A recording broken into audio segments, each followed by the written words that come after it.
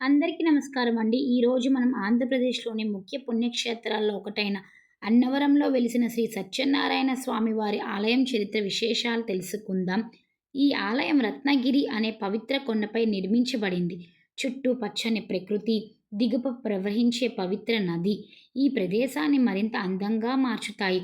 ఈ స్వామి లార్డ్ విష్ణు ఒక అవతారంగా భావించబడ్డారు. భక్తులకు సత్యం, ధర్మం, మార్గం చూపించే దేవుడుగా పూజింపబడుతూ ఉంటారు. అన్నవరం ఆలయ చరిత్ర 19వ శతాబ్దానికి చెందినగా చెప్పబడింది.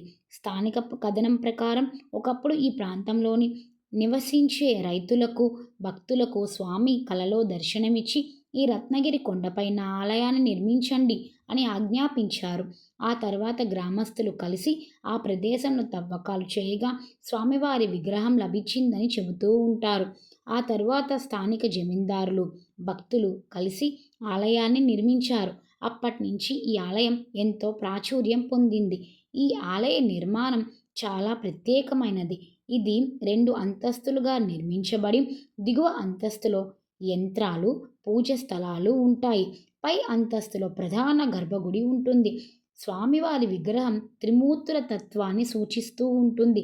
అంటే బ్రహ్మ, విష్ణు, మహేశ్వరుల సమ్మేళనం. ఇక్కడ అత్యంత ముఖ్యమైన పూజ సత్యనారాయణ వ్రతం. ఈ వ్రతం గురించి మనం చాలాసార్లు వింటూ ఉంటాం. ఇది సత్యం, ధర్మం పాటించాలి అనే సందేశాన్ని ఇస్తూ ఉంటుంది. ఈ వ్రతం చేస్తే కుటుంబంలో శాంతి, ఐశ్వర్యం, సంతోషం కలుగుతాయని నమ్మకం. ప్రతిరోజు వందల సంఖ్యలో భక్తులు ఈ వ్రతం నిర్వహించేందుకు వస్తూ ఉంటారు. అన్నవరం సమీపంలో పంపా నది ప్రవహిస్తుంది. భక్తులు ముందుగా ఈ నదిలో స్నానం చేసి తర్వాత స్వామిని దర్శించుకుంటూ ఉంటారు. ఇది పవిత్ర స్థానంగా భావించబడింది.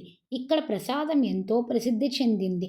సత్యనారాయణ స్వామి వారి ప్రసాదం తీపి, రుచికరమైన ఈ ప్రసాదం భక్తులకు ఎంతో ఇష్టం. పౌర్ణమి సమయంలో, కార్తీక మాసం సమయంలో ఈ ఆలయం ఎంతో రద్దీగా ఉంటుంది. వేలాది మంది భక్తులు స్వామిని దర్శించుకోవడానికి ఇక్కడికి వస్తూ ఉంటారు.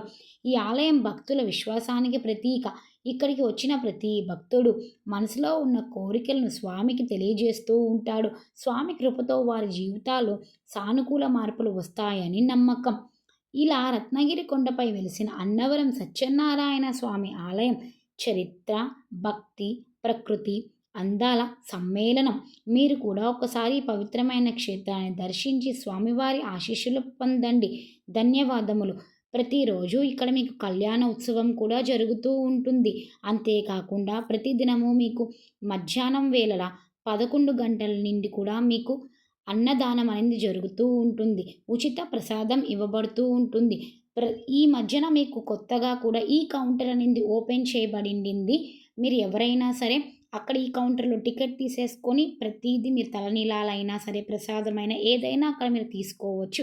అంతేకాకుండా ఇక్కడ గోశాల అనేది కూడా ఏర్పాటు చేశారు. ఎవరైనా గోమాతకి పెట్టదలుచుకునే వాళ్ళు ఇక్కడ మీరు కొంత డబ్బులు చెల్లించి కూడా మీరు ధాన్యం అలాంటివి కూడా మీరేవైనా పెట్టగలరని భావిస్తూ ఉన్నాను.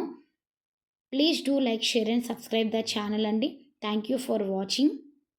కొంచెం వాయిస్ బాలేదండి. ఏమనుకోవద్దు. వాయిస్ కొంచెం డిస్టర్బ్ అయింది బాగాన. థ్యాంక్ యూ సో మచ్ అండి.